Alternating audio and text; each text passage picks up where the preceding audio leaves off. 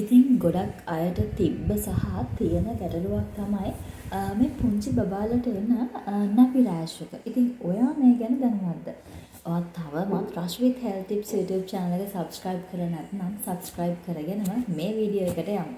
ඉතින් ගොඩක් පුංචි බබාලට එන සුලභ තත්ත්වයක් තමයි මේ නැපි රෑෂ් එක කියන්නේ. ඉතින් මේ වගේ වෙලාවකදී ඔයා මොකද කරන්නේ?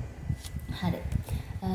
බබාට නැපි රෑෂ් එකක් තියෙනවා නම් අම්මේ ඔයා කරන්න ඕන ඒ කියන්නේ බබා කක්ක දාලා නම් චූ දාලා නම් හරිම ඉක්මනට එයාගේ නැපි එක චේන්ජ් කරන්න ඕන. කක්ක දාලා චූ දාලා ගොඩක් වෙලා එකම නැපියේ බබාට ඉන්න දෙන්න එපා. මොකද ඒක බබාගේ තත්ත්වය තව වැඩි කරනවා. ඒ වගේම ඔයා ඒවා පිහදාන්න පාවිච්චි කරනවා නම් wet tissues එක කමක් නැහැ. wet tissues පාවිච්චි කරන්න පුළුවන්.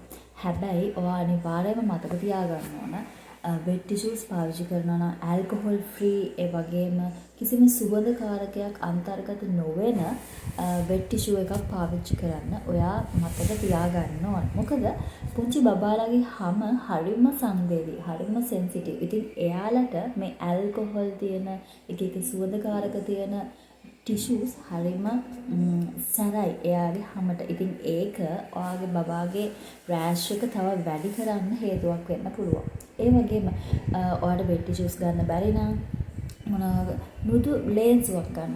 රෙදි කෑල්ලක් ගන්න. බබාගේම සහලු රෙදි කෑල්ලක් අරගෙන පිරිසිදු රෙදි කෑල්ල මද රස්න වුණු වතුරෙන් තෙමලා බබාව පිහදාන්න.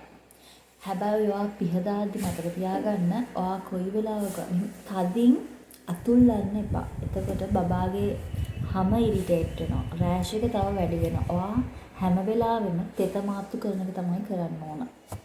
බබාලගේ හැම අපේ හැම වගේ නෙමෙයි. හරියම සංවේදී. ඉතින් ගනුදෙනු කරද්දී ඔයාට ඒ දේවල් වලට මූණ දෙන්න වෙනවා. ඒව හුරු වෙන්න වෙනවා. ඉතින් ඒ වගේම ඔයා ඩයපර් යූස් කරන අම්මෙක් නම් කමක් නැහැ යූස් කරාට එනනම් මගේ මතේ නම් ඇත්තටම ගෙදර ඉන්න බබෙක් නම් කොහරි travel කරන්න නැති කොහේ හරි තින් අරගෙන යද්දි බබාව ඩයපර් එකක් අඳන්න වෙනවා. ඒත් මම නම් කියන්නේ ගෙදර ඉද්දි ටිකක් නිදහසේ බබාට ඉන්න දෙන ඩයපර්ස් අඳන්න නැතුව. මොනවා වුණත් ඩයපර්ස් යූස් කරන අම්මෙක් නම් හරිම සයිස් එක පාවිච්චි කරන්න අම්මේ. මොකද ඩයපර් එකකින් ගොඩක් තද්ද ඩයපර් එකක් බබාට ඇඳුවොත් ඒකේ තෙතමනේ රඳා පවතිනවා. يعني බබා චූ දාලා කක්ක දාලා තිබුණොත් ඒක අර ගොඩක් වෙලාවට තෙතමනේ බබාගේ ඇඟේ හැම වෙලාවෙම රැඳෙනවා. අන්න ඒක නිසා මේ නැපි රෑෂ් එක වැඩි වෙන්න පුළුවන්. ඉතින් ඔයා හරිම සයිස් එක තෝරගන්න අමතක කරන්න එපා. ඒ වගේම ඔයාට පුළුවන් නම් දවසකට විනාඩි 15ක් 20ක් විතර ඒ වගේ කීප සැරයක් බබාට නැපියක් අඳන්නේ නැතුව පොඩක් සැහැල්ලුව ඉන්න දෙන්න. ඇත්තටම මේ වාතය මගින් බබාගේ රෑෂ් එක ගොඩක් දුරට සනීප කරනවා. ඉතින් මේව තමයි ඔයාගේ බබාට නැපි රෑෂ් එකක් ආවොත් කරන්න ඕන. ඉතින් අපි බලමු කොහොමද නැපි රෑෂ් එන්නේ නැතුව එයා බබාව බලා ගන්න ඕන කියලා. ඔයා හැම වෙලාවෙම පැය 2කට 3කට සැරයක්වත් ඔයාගේ බබාගේ නැපිය ඩයපර් එක චේන්ජ් කරන්න ඕන. ඒ වගේම කක්ක දාලා නම් චූ දාලා නම් අනිවාර්යයෙන්ම ඉක්මනින් ඒක චේන්ජ් කරන්න ඕන. හැම වෙලාවෙම උත්සාහ කරන්න ඕන බබාගේ ස්කින් එක ඩ්‍රයිව තියාගන්න. වියලිව තියාගන්න. මොකද තෙතමනය බබාගේ ඇඟේ රැඳෙනවා කියන්නේ රෑෂ් එකක් වෙන දෙන ඉඩකඩ ගොඩක්ම වැඩි.